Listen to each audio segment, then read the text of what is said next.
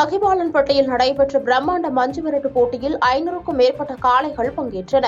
சிவகங்கை மாவட்டம் திருப்பத்தூர் அருகே மகிபாலன்பட்டி கிராமத்தில் அருள் பாலிக்கும் ஸ்ரீ பூங்குன்ற நாயகி அம்மன் கோயில் 74ஆம் ஆண்டு பூச்சொரிதல் விழாவை முன்னிட்டு மாபெரும் மஞ்சு விரட்டு போட்டி நடைபெற்றது.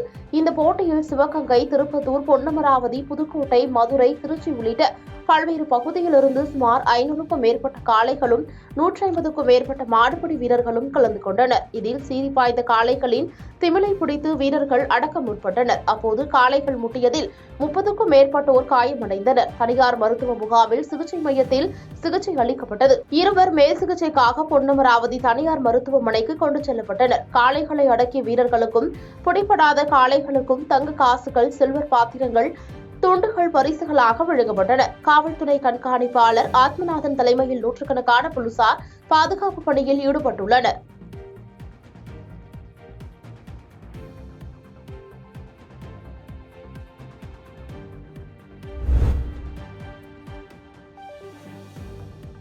திருவண்ணாமலையில் உலக புத்தக தினத்தை ஒட்டி 2 நூல்கள் வெளியிடப்பட்டது.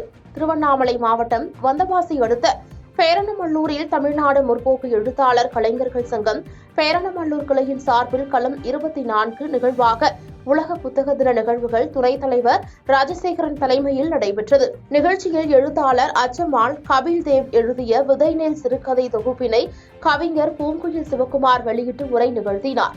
கிளையின் துணைத் தலைவர் பொன் விஜய் அசோகன் நூலை பெற்றுக் கொண்டு உரையாற்றினார். மேலும் எழுத்தாளர் பெரணமல்லூர் சேகரன் எழுதிய மீட்டாத வீணையும் மீட்கும் கீதங்களும் எனும் சிறுகதை தொகுப்பினை தமிழ்நாடு முற்போக்கு எழுத்தாளர் கலைஞர்கள் சங்கத்தின் திருவண்ணாமலை மாவட்ட தலைவர் கவிஞர் முத்துவேலன் வெளியிட்டு உரை நிகழ்த்தினார். நூலை பெற்றுக் கொண்டு தமிழ்நாடு அரசு ஊழியர் சங்கத்தின் திருவண்ணாமலை மாவட்ட செயலாளர் பிரபு உரையாற்றினார். இந்நிகழ்ச்சியில் ஏராளமானோர் கலந்து கொண்டனர்.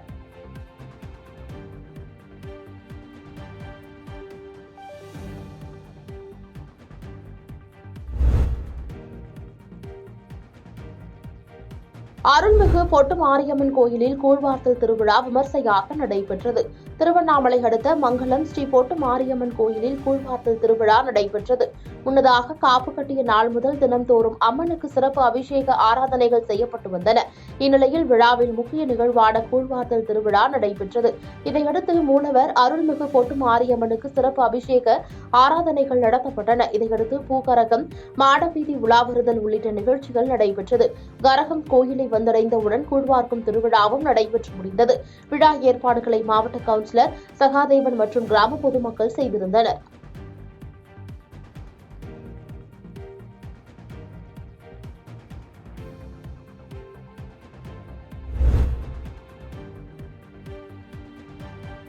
சித்திரை கூத்தாண்டவர் தேர் திருவிழாவை முன்னிட்டு திருநங்கைகள் தாலி கட்டுதல் மற்றும் அழகி போட்டி நிகழ்ச்சி மிக விமர்சையாக நடைபெற்றது. திருவண்ணாமலை மாவட்டம் கீழ்பெண்ணாத்தூர் அடுத்த வேடந்தவாடி கிராமத்தில் அமைந்துள்ள ஸ்ரீ கூத்தாண்டவர் திருக்கோயிலில் 202ஆம் ஆண்டு கூத்தாண்டவர் திருவிழா கடந்த மாதம் 5ஆம் தேதி மகாபாரத சொற்பொழிவுடன் தொடங்கி விமர்சையாக நடைபெற்றது.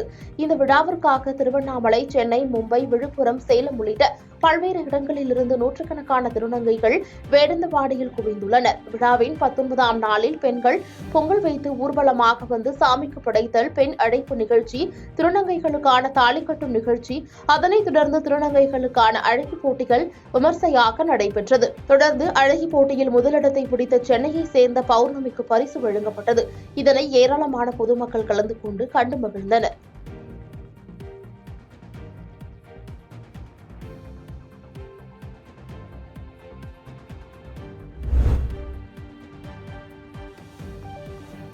பூந்தமல்லி அருகே வழி தவறி வந்த சிறுவனை போலீசார் பெற்றோரிடம் ஒப்படைத்தனர். திருவள்ளூர் மாவட்டம் பூந்தமல்லி அடுத்த குமணன்சாவடி பேருந்து நிலையம் அருகே சைக்கிளில் வந்த 5 வயது சிறுவன் ஒருவன் வீட்டிற்கு செல்ல வழி தெரியாமல் சுற்றியுள்ளான். இதனை பார்த்த ஆட்டோ ஓட்டுநர்கள் சிறுவனை விசாரித்த போது வீட்டிற்கு செல்ல வழி தெரியவில்லை என கூறியுள்ளான். இதையடுத்து பூந்தமல்லி போலீசாருக்கு கொடுத்த தகவலின் பேரில் போலீசார் விசாரணை மேற்கொண்டுள்ளனர். இதையடுத்து ஒருவர் தனது மகனை காணவில்லை என போலீஸ் கட்டுப்பாட்டு அறைக்கு தகவல் கொடுத்துள்ளார். இதையடுத்து காணாமல் போன சிறுவனின் அடையாளத்தை கூறிய போது போலீஸ் நிலையத்திற்கு வரவழைத்து சிறுவனை பெற்றோரிடம் போலீசார் ஒப்படைத்துள்ளனர்.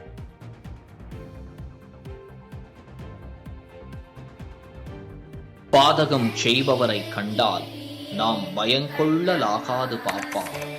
மோதி மிதித்து விடு பாப்பா, அவர் முகத்தில் உமிழ்ந்து விடு பாப்பா.